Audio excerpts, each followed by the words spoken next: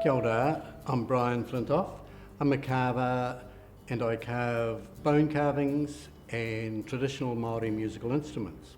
I got involved with Hirini Melbourne and the movement with the revival of taonga poro, the Māori flutes, extended that to carvings in wood, mainly musical instruments. This, because of the team I work with, became my greatest love. And I can do the carving, but the instruments that sing, and fortunately nowadays they're used widely throughout the country and throughout the world, where people are combining the traditional sounds with orchestras, jazz groups, all sorts of things in the modern world. So it's again become a living entity. I thought I was just going to do bone carving because I saw a bone carving in a shop. In fact, I bought it for my wife. When you didn't see bone carvings in shops at all. It was the first one I'd ever seen. And something made me think, I want to do that. And so I had to teach myself how to do it as a hobby. It took a long time. I hate to look at some of the early attempts because they were very crude, because I had no art training. I was just looking for a hobby to relax with. But I fell in love with it so much that eventually I made it into my job. But even though it's my job, it's still my hobby. And my wife says, you can't say you're out there working, you're just doing what you want to do, like a little boy in a sandpit. So it's pretty lucky to have something to do that you love to do so much. Māori had a great range of instruments. The ones that are most popularly seen are the flutes. And the stories that go with these flutes, of course, make what I do into something magic, because they're telling the story of how the flutes came into being.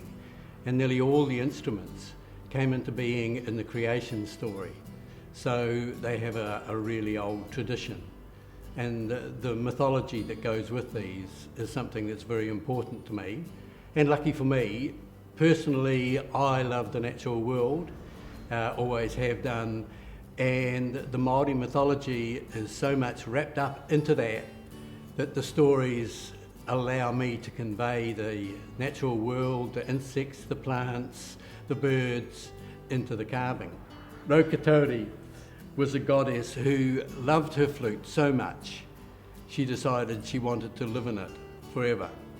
And she changed herself into the little case moth. Now this little creature just hangs from the branches and goes around eating holes in leaves. And the female never actually turns into a flying moth, only the male does. But when she wants him, she comes out and sings. And so the flute is done in the way that imitates her crying song.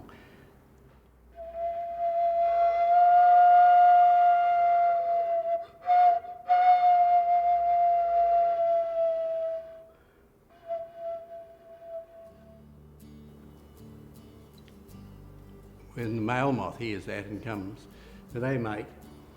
And after the mating, she looks at him and says, oh, you're worn out, you're no good for anything else. She grabs him by the scruff of the neck, takes him down in the knee and gobbles him up, which a lot of insects do because they need that protein to start the next generation. And so because he's in there, his voice is trapped in there too. So this flute is a unique flute because it also becomes a trumpet and has the male voice.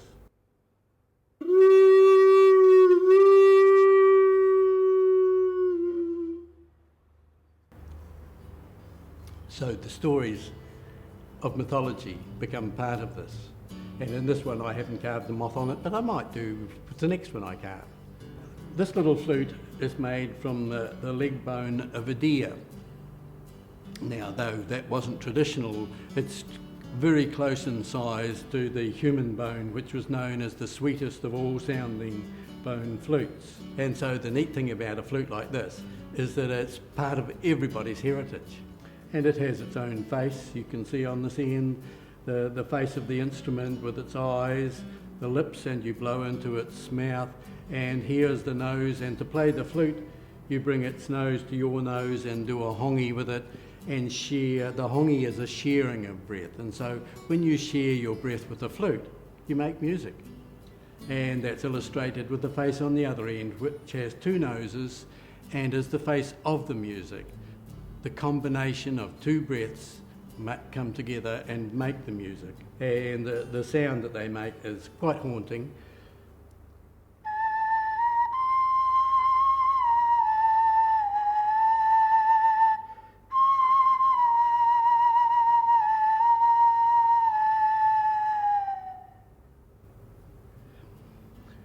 And interestingly, when we did the first CD, Hirini, with the range of the instruments, Hirini took it home and his wife thought, no, that's never going to sell.